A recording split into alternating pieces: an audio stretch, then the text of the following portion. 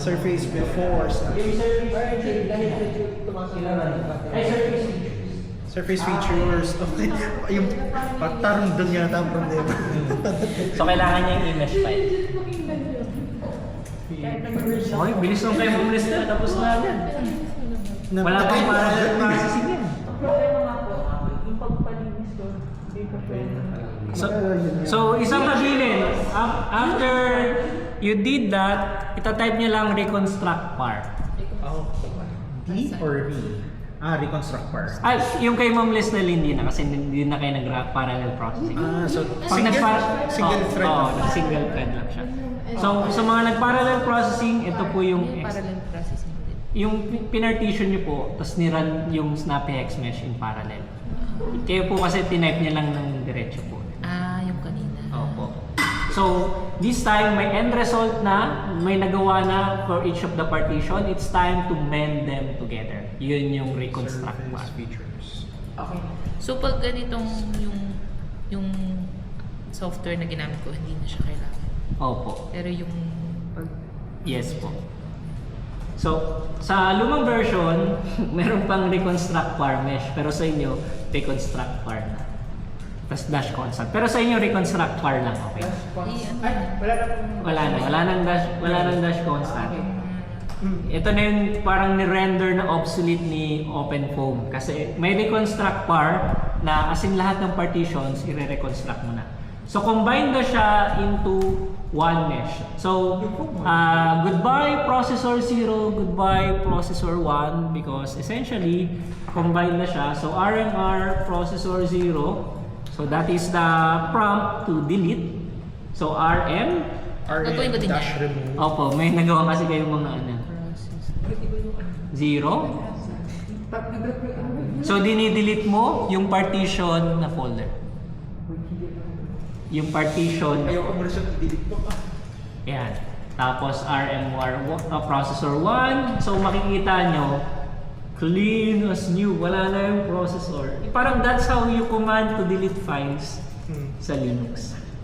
So 0 and 1 Yung sa inyo po hanggang 15.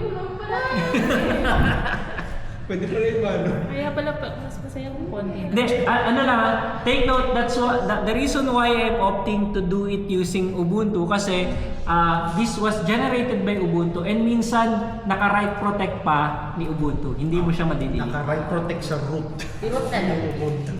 Hindi pwede. Nasa airport kasi wow, impressive trabaho. Okay, matatakot siya. Oh, I was declaring something. Wala pa 0 to 4. Alright. Wala po. Done. Yun pala yung ano, disadvantage. Yes, ma'am. Lagot tayo diyan. Five. This time, buksan nyo na sa para view. Para ipara-foam nyo na ulit yung motorbike nyo.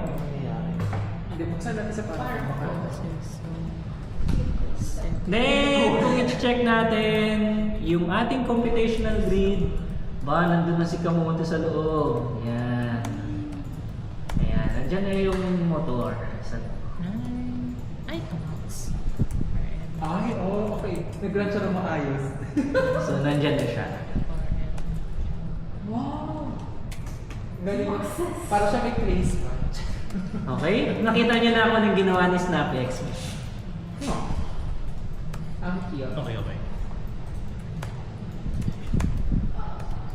Okay? Shortcuts are for fun. So okay lang Ah? pala yun. Fun view. Pan ay, ano, ito. Yung scroll. Kiklik mo yung scroll. To rotate, ano lang, left click lang.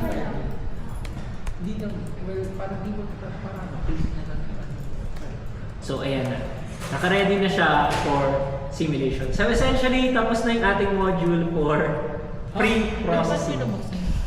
Paano binubuksan? Ano mo yun talaga? Paano binubuksan? Ano? Sa... may para view na kay ma'am, no? I think so. Okay po. Itatype niyo po dito sa terminal. Ayan, meron. Opo.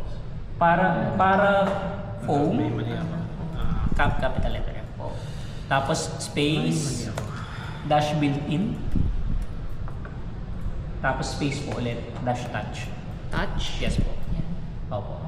Pag in-enter niyo po, magge-generate siya ng .foam na file. Yun po yung bubuksan niyo sa para view. Saan ko makita yan? Dun sa kanina? Opo. Opo. So, pag nabuksan niyo yung para view, yun po yung .foam na file. Okay?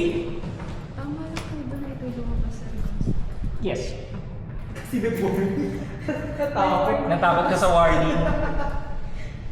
Hindi, ano yan, sa tolerance yan. Tolerance ng reconstruction.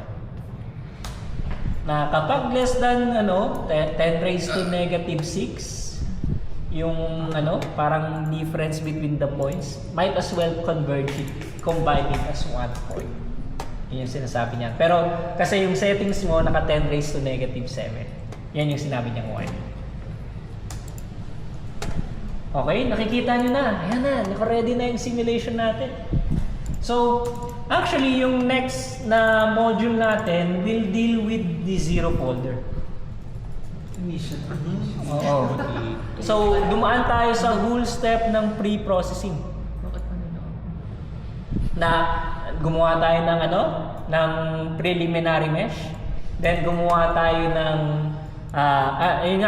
preliminary computational read.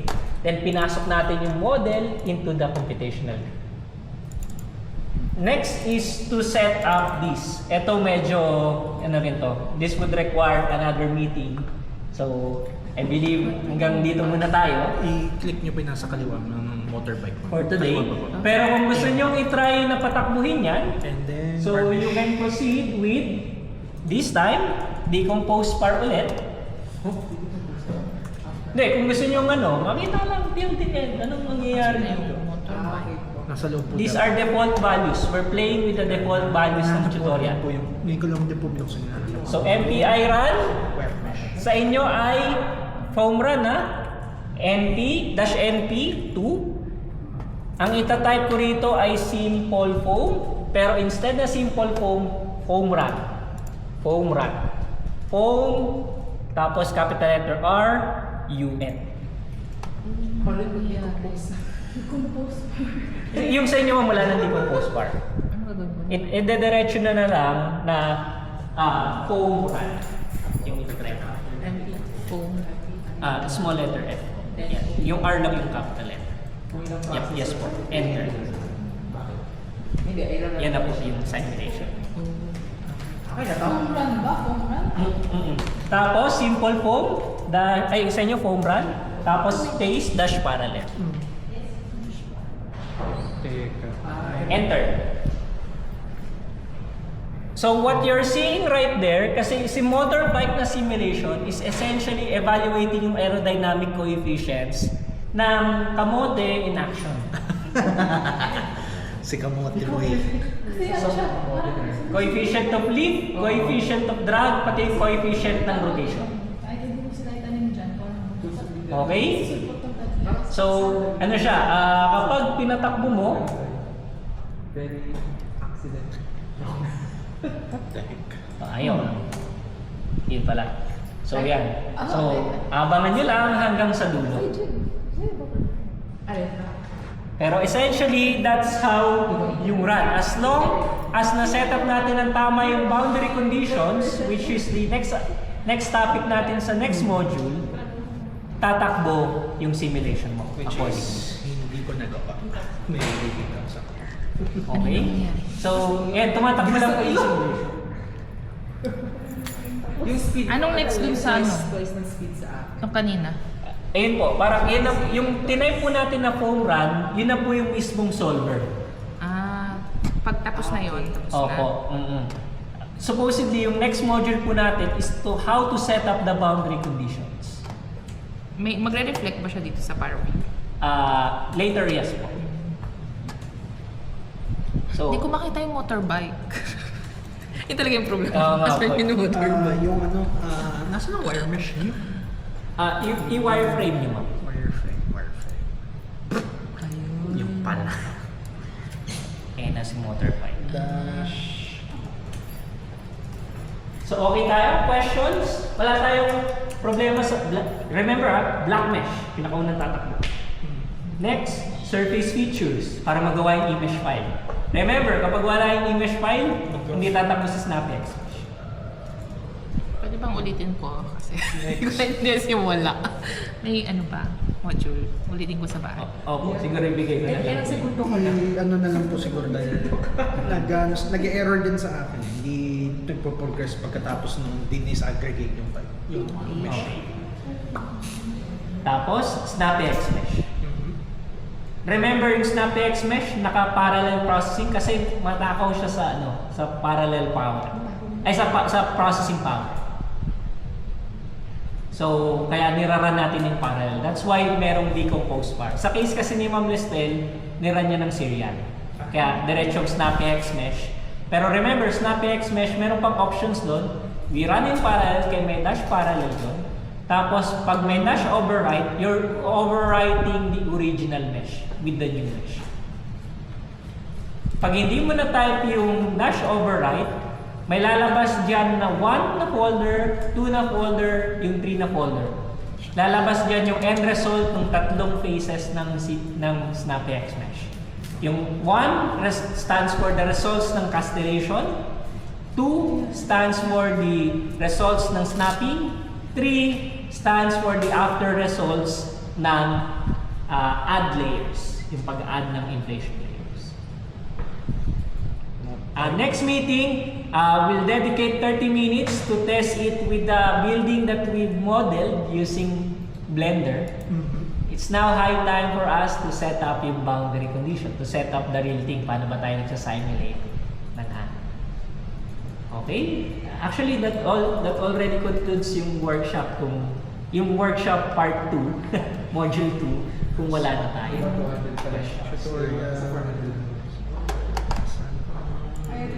Resources, geometry. Ano nga ulit yung difference, no? Bakit hindi same yung pumarks ko sa kanila? Dahil po yung nyo po, naka-base po na Ubuntu. Sabihin wala siyang users, wala kang username and password, naka-root na po siya already. Dahil hindi po na-set up yung username and password, somehow, ito, yung setup ng parallel processing na supposedly ini-integrate ni OpenFOAM, hindi siya na-integrate nung ini-install. So, ano siya? Mas pangit siya. Yes po. Kailangan ko mag-figure out Yung password mo. Hindi naman pwedeng restore factor settings, ganyan. Ano ba yun? Sir, after the full run, i-merge ulit. Oo, i-reconstruct part. Foam na?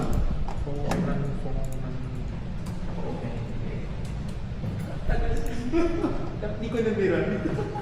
Gusto niyo at least makikita niyo yung end result niya. Okay, so balik ako dito from the top. Ayun, tapos na. Ayun, okay na. Yan, reconstruct part na yan. Deconstruct part. Deconstruct na daw pa.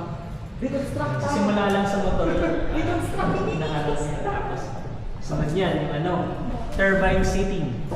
Kahit di ba hindi deconstruct? Tapos rings around buildings. Tapos, test mo na yung sa inyo, dam break yung tutorial po. Okay. Yung interface. Yung may water. Pati last time. Deconstruct. Next is Yung paggawa ng... Ako, Nagturo pa ba? Yun, oo nga. Yun yung tinuro ko yung paggawa ng computation. Umulit? Para pag-input naman yung bahay. Yung motorbike na yun, isipin mo yun yung bahay. So, paano mabubuo yung OBJ ba? Yun yung module 1 actually namin. Ano gawa na? Paggawa ng building mo. Yung Blender. Through Blender. May step pa kayo sila? Hindi. Paano pag-run naman? Kaya yan. Ayan. Okay?